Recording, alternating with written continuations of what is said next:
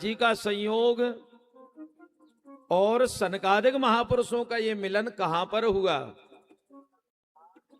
तो कहा कि महाराज एक समय की बात है, सूत जी ने सुनाया, एक समय की बात है, देवर्षि नारद जी बैकुंठ लोक से उतर करके मृत्युलोक में गए और इसी मृत्युलोक में जब इन्होंने देखा कि तीर्थों में मुझे चलना चाहिए, तीर्थों की व्यवस्था देखनी चाहिए और तीर्थों में कितने लोग जा रहे हैं, उन तीर्थों की मुझे परिकल्पना करना चाहिए।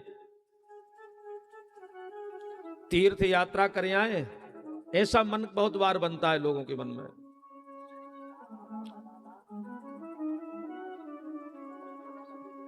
तो नारद जी ने सोचा कि चलो हम तीर्थ यात्रा करें आए तो हमको शांति मिलेगी। नारद जी तीर्थ यात्रा को निकल गए, तीर्थों में शांति नहीं मिली। इन्होंने सोचा कि कोई गृहस्थों के यहां पर चलें, तो गृहस्थ लोग तो भजन करने वाले हैं, इनके यहां पर शांति मिलेगी। तो गृहस्थों के यहां पर भी पहुंचे, गृहस्थों के यहां पर भी कोई शांति नहीं मिली। और यही नारद जी एक बार घूमते घूमते घूमते घूमते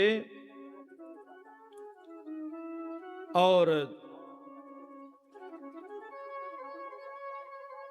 बद्री विशाल क्षेत्र में पहुंचे, लेकिन मन उदास था नारद जी का। ध्यान से सुनना, नारद जी का मन उदास था। संतों को ढूंढ रहे थे, कोई संत मिल जाए, कोई महापुरुष मिल जाए, कोई योगी मिल जाए, कोई तपस्वी मिल जाए जो मेरे मन को शांत कर सके, मेरे मन की जो एक कल्पना है, मेरे मन का जो एक विचार है, मेरे मन की जो उलझन है, इसे ठीक कर सके। लेकिन और तो कोई नहीं मिला। 4 महापुरुष मिल गए, शनक, शनंदन, सनातन और सनत कुमार।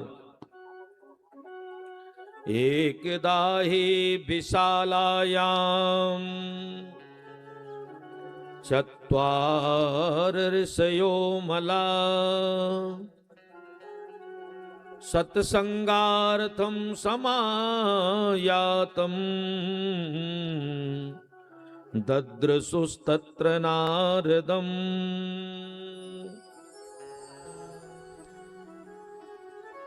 ये चारों महात्माओं का एक व्यसन था कि ये सत्संग के बड़े प्रेमी थे। ये सत्संग के इतने प्रेमी थे, इतने प्रेमी थे, इन चारों में से कोई एक सत्संग कथा कहता, 3 सुनते, और इसके बाद में जब जो कथा कहते वो फिर सुनते, फिर दूसरे कथा कहने लग जाते।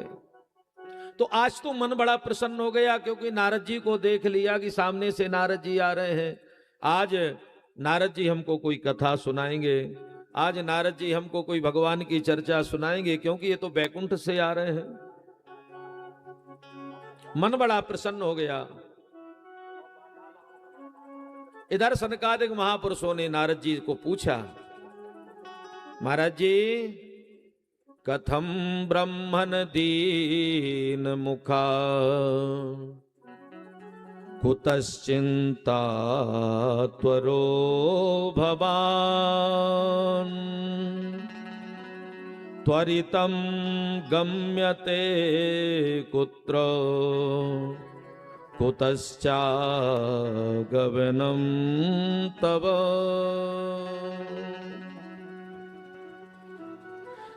कथं ब्रह्मण दीन मुखा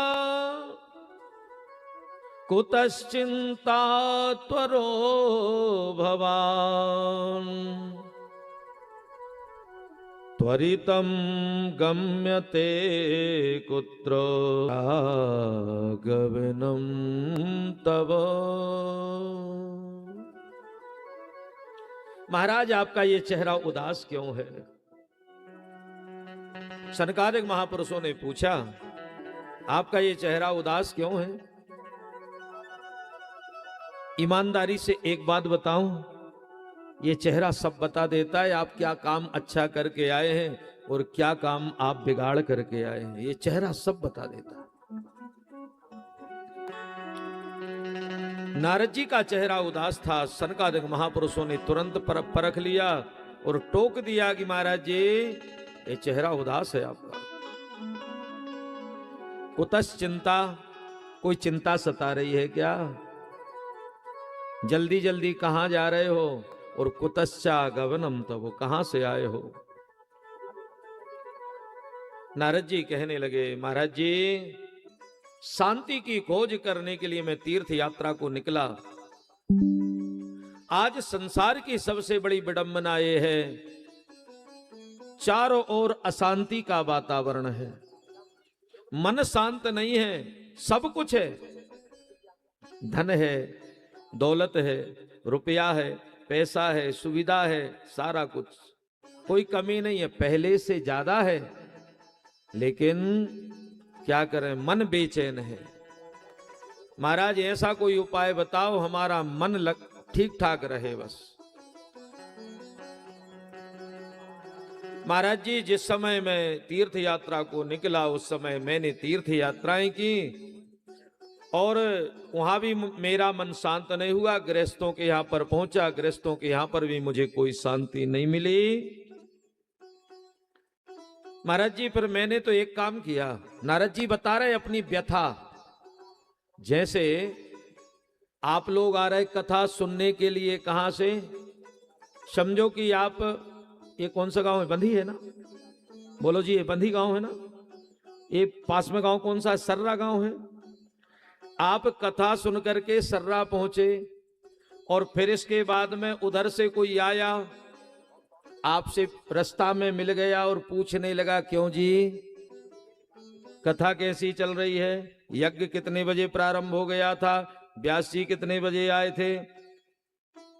तो अब जो है सब आप अपनी व्यथा बताने लगे। क्या बताएं महाराज, हम तो बड़े जल्दी पहुंच गए थे, आज तो भोजन भी हमको नसीब नहीं हुआ, हम तो बड़े जल्दी चले गए थे, हमने सोचा कि पहला दिन है जल्दी चले जाओ, महाराज जी की लिस्ट में पहले ही नाम जुड़ जाएगा। लेकिन क्या बताएं, आज तो सारा काम लेट हो गया। और पूरी व्यथा आप बताने लगे, सो 1 घंटा इसी में ही बर्बाद हो गया। तद्वत यही स्थिति यहां पर है। बद्री विशाल क्षेत्र में नारद जी अपनी संपूर्ण व्यथा बता रहे हैं। मैं तीर्थ यात्रा करने गया, गृहस्थों के यहां पर गया और फिर इसके बाद में महाराज जी जब मेरा मन शांत नहीं हुआ तो मैं उसी समय श्रीधाम वृंदावन पहुंच गया। और जैसे ही मैं वृंदावन की धरा पर पहुंचा, ओहो, मैंने एक आश्चर्य देखा। वो आश्चर्य क्या है? तत्राश्चर्यम मया दृष्ट्वा, मैंने एक आश्चर्य देखा। वो आश्चर्य था, एक जगह बहुत भीड़ लगी हुई थी। आप कहोगे कि महाराज जी वृंदावन में भीड़ के अलावा और है ही क्या? भीड़ ही तो है, जब जाओ तब वहीं भीड़, 24 घंटा भीड़ ही भीड़। और पहले, आज से बहुत समय पहले की बात मैं आपको बताऊं, संभवतः 24-25 साल हो गए होंगे। हम लोग